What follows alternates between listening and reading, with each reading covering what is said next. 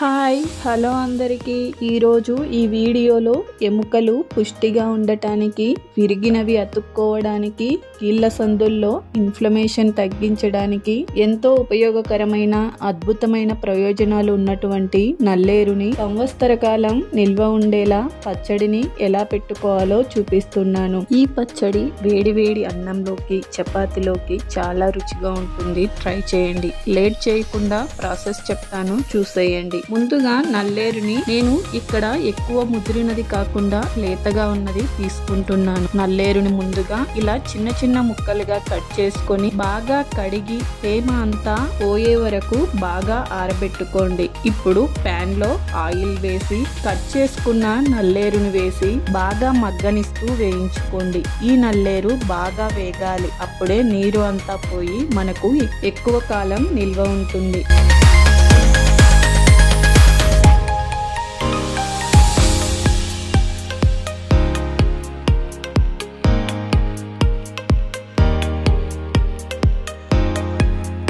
ఇలా నల్లేరు colour change అవుతూ వస్తుంది. నల్లేరు ఇలా వేయించుకున్న తర్వాత పక్కకు తీసి చల్లార్చుకోండి.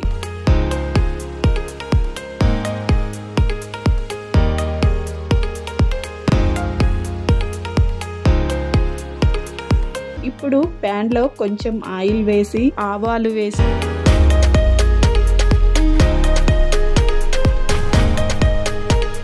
కొంచెం జీలకర్ర, 1 టేబుల్ స్పూన్ మెంతులు వేసి బాగా వేయించుకోండి.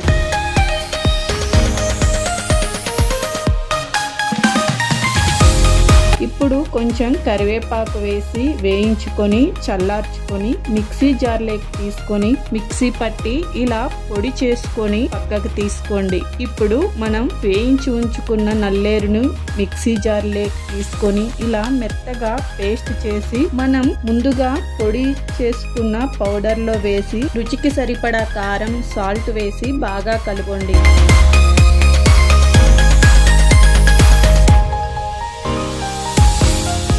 నేను ఇక్కడ కాచి చల్లార్చిన నూనెని కొంచెం యాడ్ చేసుకొని బాగా కలుపుకుంటున్నాను.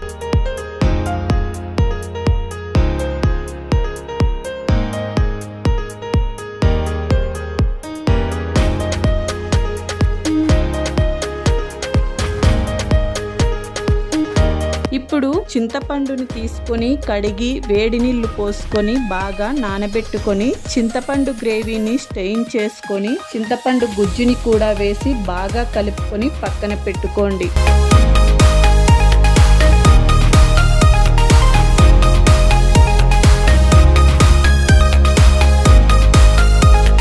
ఇప్పుడు ప్యాన్ లో ఆయిల్ పోసుకొని హీట్ అయ్యాక పీల్ చేసుకున్న వెల్లుల్లి, కొంచెం ఎండుమిర్చి, ఆవాలు, జీలకర్ర వేసి బాగా వేయించుకోండి.